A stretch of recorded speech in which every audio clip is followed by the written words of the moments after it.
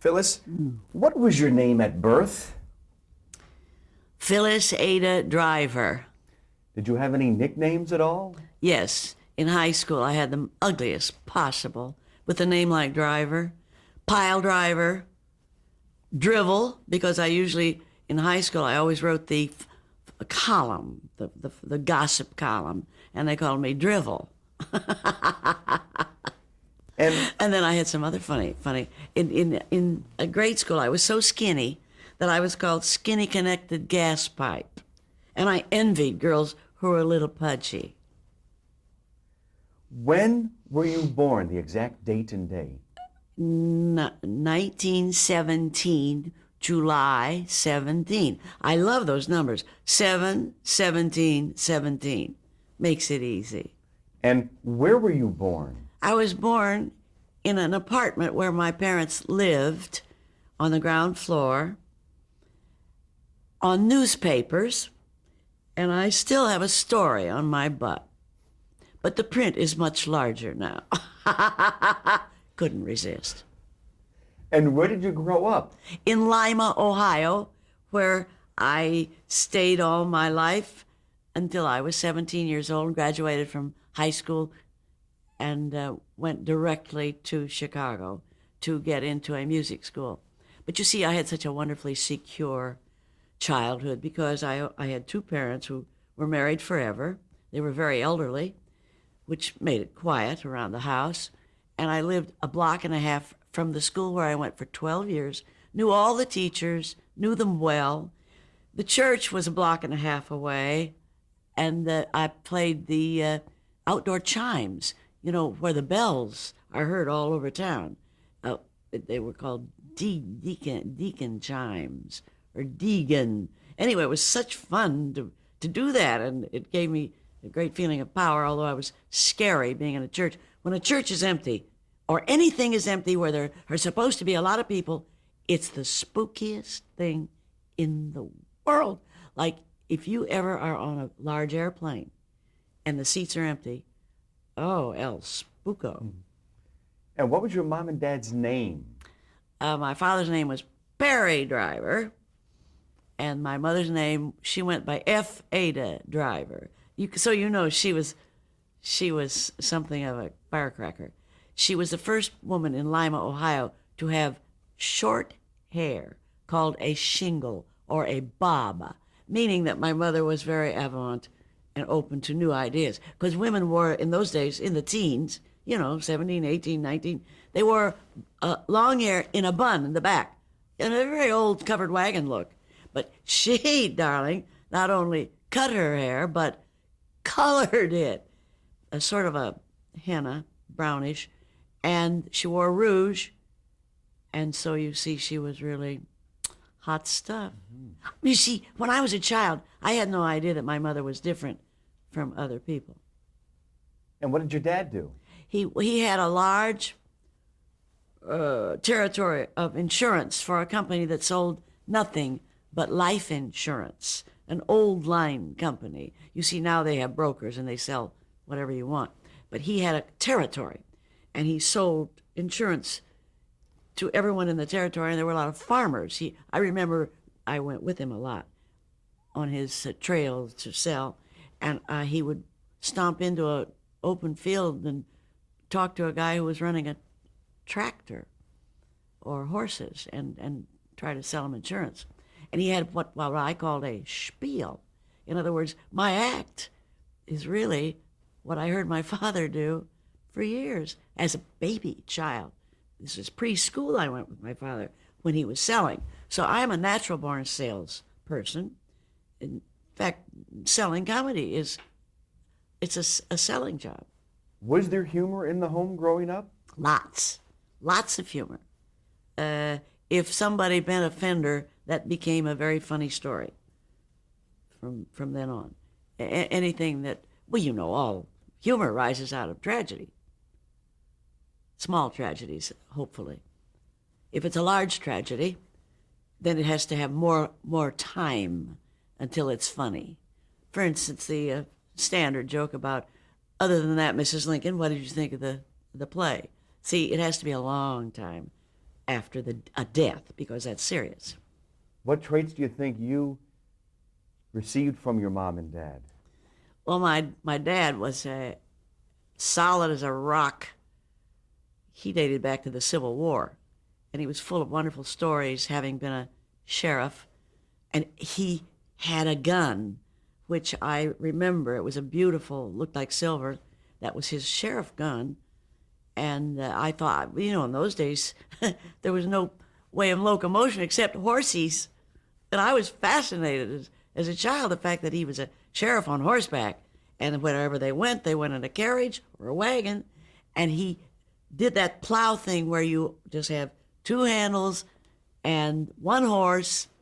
And one of his favorite things to say was, I plowed a straight furrow. He meant whatever he did, he cared about it. Because, some people would get out there, a horse take them over here and take them over there. In other words, both of my parents were really devoted to fine work.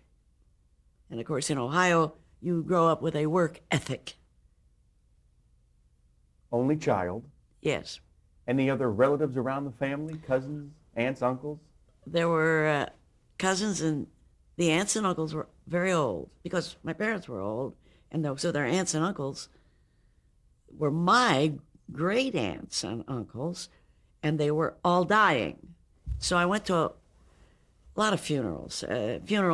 These were country funerals. They were farmers. And they would always lay them out in the parlor. And I had never seen them so dressed up as when they were dead. And I don't think children should be taken to funerals, frankly. And we belonged to the Funeral of the Month Club. And I hated going to these funerals.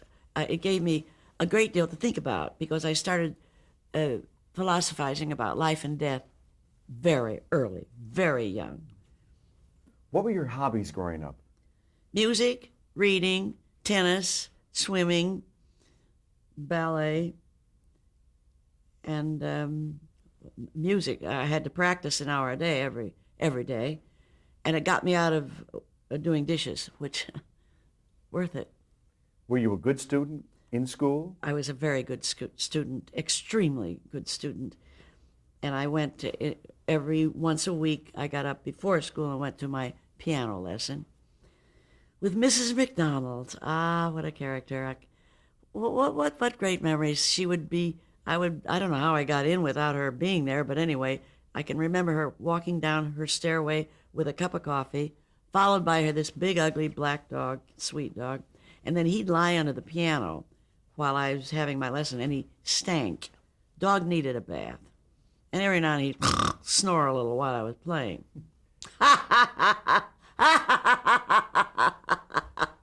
Mrs. McDonald, what a sweet woman. You're around maybe now 10 or 12, just before 13. How did the Depression affect you and your family? I was aware that there was a money problem because being in a monetary type business, insurance, my father's business came to a screeching halt because there was a bank moratorium, which means there was just nothing happening in that market. However, early in my parents' marriage, they had traded their little suburban home for a 55-acre farm 10 miles away. And you know that old saying, you can take the boy out of the farm, but you can't take the farm out of the boy. My father loved farming, and he was an excellent, he knew about it in the head. In other words, he knew how to rotate crops, and on this farm he raised cattle, sheep, buy them by the carload, fatten them up. Also, sheep you shear, and you sell the wool. In other words, he had a nice farm thing, and I believe that income was what tided my parents over the Depression. You're around 13 to 14 now. What did you want to become, or what did you envision yourself doing? Well, I suppose all girls at the age of 14 would want to be a movie star. They would want to be beautiful, blonde, in slinky satin bias-cut dresses. Whom did you admire around that time? I guess it would have been Jean Harlow in the slinky satin bias cut dress. So when you went to the movie theater, did you ever envision yourself someday being on the big screen? I didn't do it like that. I just worshiped it and enjoyed it. I actually, I didn't feel that that would be a realistic goal. I wanted to be a pianist.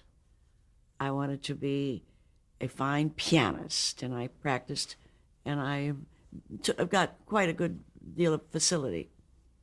What was the name of your high school that you attended? Lima Central High, and there were two high schools in this little town of 55,000. One was South Central, and one was Lima Central, and of course that gave them a football game once a year at Thanksgiving because vital enemies. Did you attend college? Well, the conservatory was considered college in Chicago. It was called the Sherwood Music Conservatory, and they sent you up to the McKinlock campus in Chicago for other courses like German and psychology, so that you didn't have a lopsided education because it was all music downtown on Michigan Avenue. It was at the Fine Arts Building across from that wonderful Grant Park, across from the Goodman Theater, across from the Art Institute. It was down there where it ought to be. The McKinlock campus of Northwestern University is up in Chicago. It's not in Evanston where the whole school is. And that's where they trained dentists, lawyers, and doctors. And that's where they had night courses for people like music students who were trying to.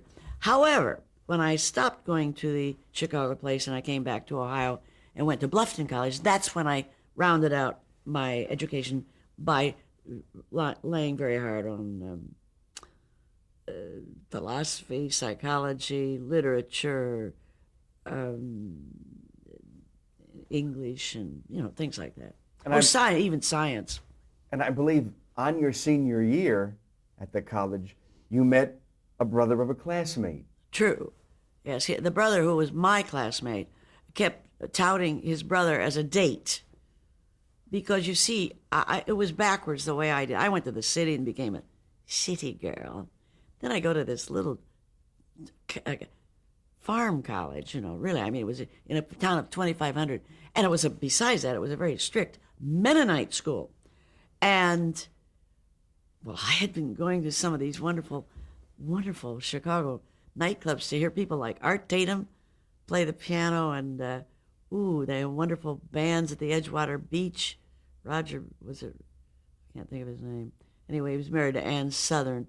And I had lived the city life, and I thought I was hot stuff. But then his little college wouldn't even allow dancing. In the Mennonite world, that was a sin. And so this classmate said, "Oh, my brother is very sophisticated. You got to have a date with him."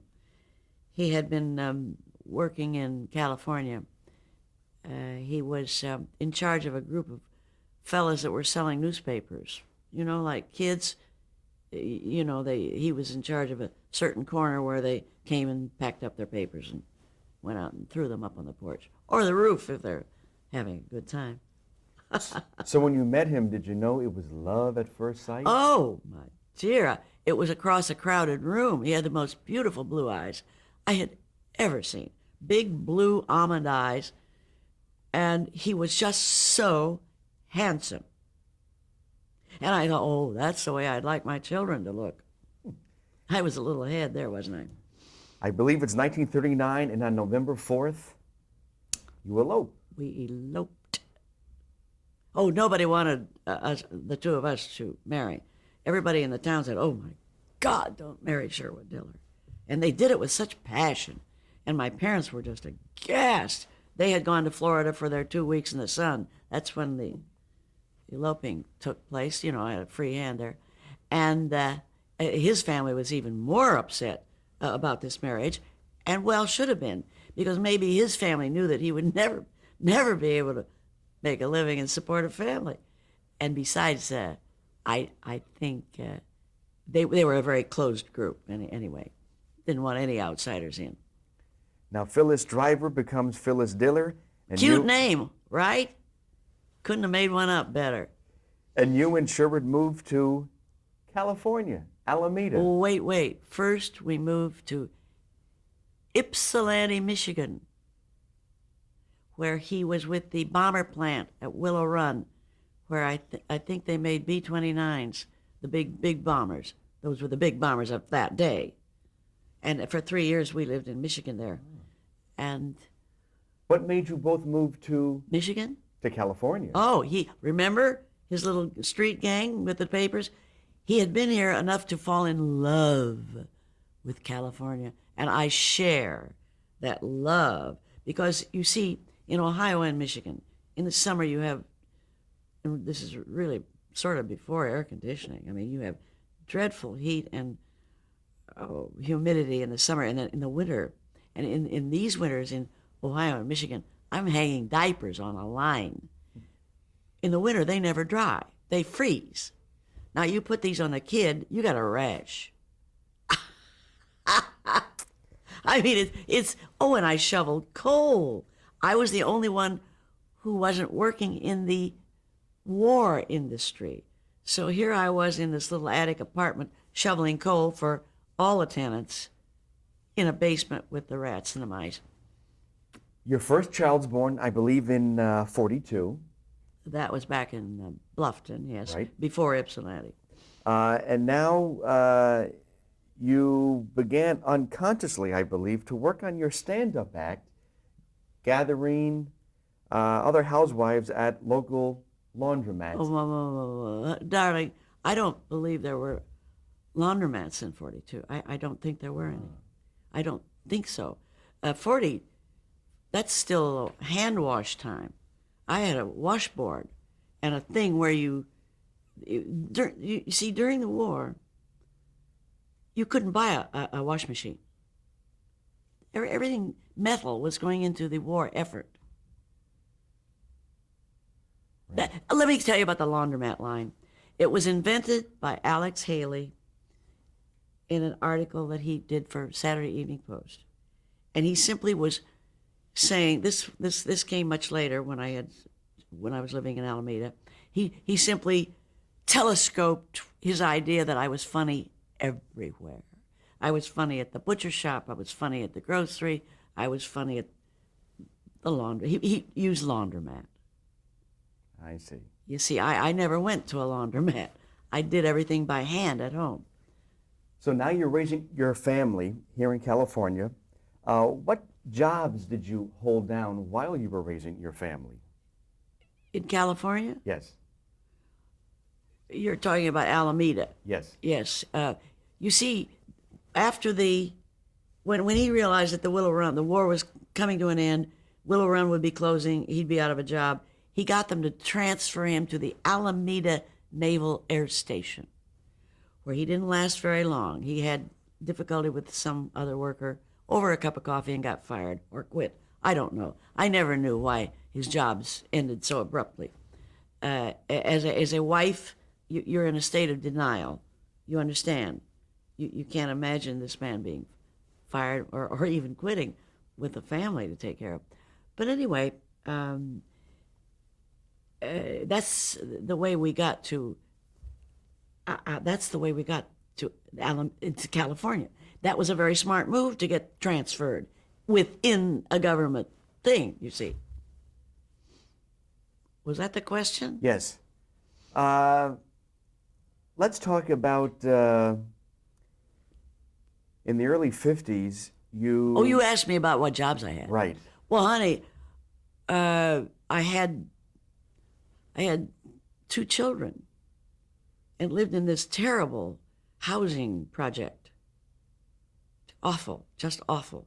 Kerosene stove, no bathtub, wooden sinks. You know, this is wartime living. With an ice box where you had to put the ice in there. I thought I should get a job because obviously he was having a lot of trouble. I did get a job teaching, and I lasted a day and a half. Well, I came home after the first day, and the woman that I had gotten to take care of my 2 kids, little babies, little kids, Oh, I did. I didn't like what was going on at all. So therefore, I was not well. I wasn't in a good place with this whole setup. And the second day, I just forget it. I was also teaching the preschool children. One little kid wouldn't. She refused to get off my lap, so I couldn't do much with the rest of these kids because this kid was on my lap. I was not good. I had no authority. But you must have loved kids because you, growing up by yourself, Yes. one child, Yes. here you in Sherwood, as we Well, it was advance- my idea to have all these kids. 5 kids. Well, when I was a little kid, I had a little playmate because living downtown, you don't have a big choice of kids around. And this happened to be a little boy whose name was Franklin Steiner. He was adorable. And we played together as 3 and 4 and 5-year-olds. And I considered him my husband and bossed him around pretty bad. I have always been the dominant person in a male-female relationship. You can't help being dominant. You either are or you aren't. And I guess dominants always pick a subordinate type, a person who's bossable. Or you have a lot of problems. But Franklin was a terrific husband. And I had a baby buggy and all these dolls. And we were, in my idea, we were Mr. and Mrs. Steiner. And I have this fantasy, you see. But he went along with the whole thing. Television really wasn't around. Did you... Darling, radio wasn't around. Well, here's my next question. When radio came around, what were some of the personalities or the shows that you liked on radio? Was it more comedic or dramatic? Let's go back to the first radio. Okay. It was the telephone company who came and put it in. And it was a little round thing, and they stuck it on the wall. And you probably had one station. Incidentally, that one station, WLOK, would that be in Lima? W something, is where Hugh Downs got his start. We both had an audition there later as teenagers, or 20, and he got the job and I didn't. You understand? Well, I was singing and he was talking. You know, he had a lovely voice. Anyway, for that first radio. Now, then my farmer relatives in the country, they had an Atwater Kent with a big thing coming out of it, you know, like a tuba horn sticking out of it. But you had earphones. The first one. We're back to that now. Isn't this funny? You know, we're back to in the ears. With 6 people would sit around with the earphones. And this is before what you're going for. You're going for Fibber McGee and Molly. Yowza, I forget his name. I went for the funny shows. I loved Tallulah. Oh, she was funny. Fibber McGee and Molly. Amos and Andy. Bob Hope. I was madly in love with Rudy Valley. And funny shows. Funny. Certain shows I waited for, and they were either funny or musical. Now, Oh, yes, my God, musical. in California, radio plays a role in your career as you work on KROW. Oh, well, that's when we were coming to the end of, well, my folks died and left me an estate, and we used that all up. We lived it up. We simply spent the money. Mm-hmm. Now, we're at the end of this, so I got to go to work outside the home. And I went to my first job. Well, I looked in the newspaper, and it said copy boy, San Francisco Chronicle. I thought, oh, hot damn. So I put on a gray corduroy princess type dress. Isn't it amazing that I remember exactly what I was wearing? And a hat. I looked like a housewife, which it said copy boy.